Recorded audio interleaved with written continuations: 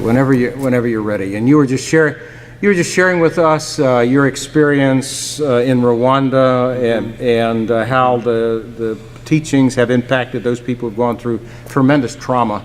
Yeah, so why don't you tell us again? When I first went into Rwanda, and I've been going in there going on 4 years now, I was made aware that the genocide, which lasted for 100 days and resulted in close to 1 million people killed, that many of the pastors in the denominations were also involved in the genocide. They called their people into the church with the promise of protection, only to get them there and they were killed. Women were raped in the church buildings, and many were killed there and on the grounds around the churches.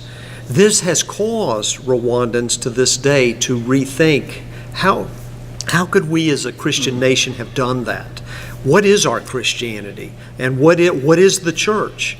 It has been, to me, very critical that we've had the opportunity to go in and talk to them about reconciliation and the gospel itself. I have taught on Ephesians chapter 1 and 2 as a part of our 1 Timothy Leadership Conference. And the reason I have done that is because the message of grace and the message of the depravity of man and how God took initiative, therefore, to overcome what was our spiritual deadness, the message of grace is so overwhelming. And when they see the cross and how Jesus accomplished everything, totally outside of what they had done, good or bad, when they get that, I have seen them over and over stand up and break out into dance and applause and celebration, because for many of them, for the first time, they've understood grace, the greatness of God's grace, and the finality of forgiveness in Christ, which gives them the foundation to turn and forgive their neighbor who has done great atrocities against them. Yeah, now, I think you told me that you had met a woman. Yes.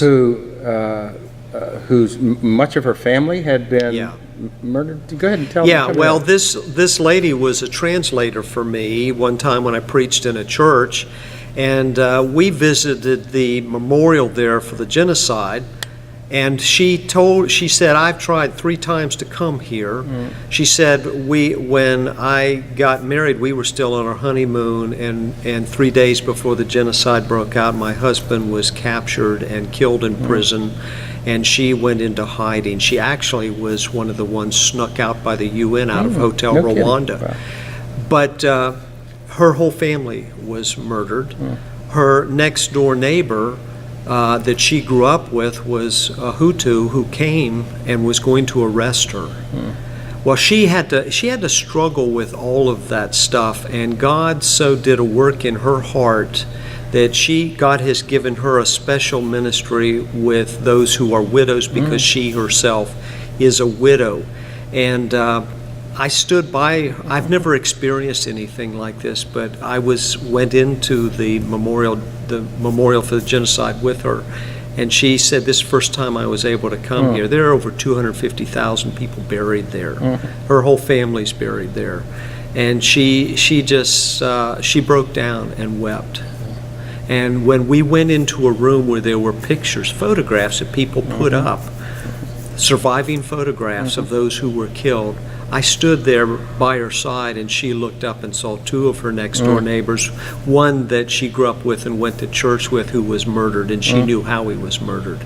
And it's just very moving to see someone who has healed from that and has actually, by God's grace, turned around and had a ministry to encourage others. That's great. Yeah. Well, thanks for sharing it, brother.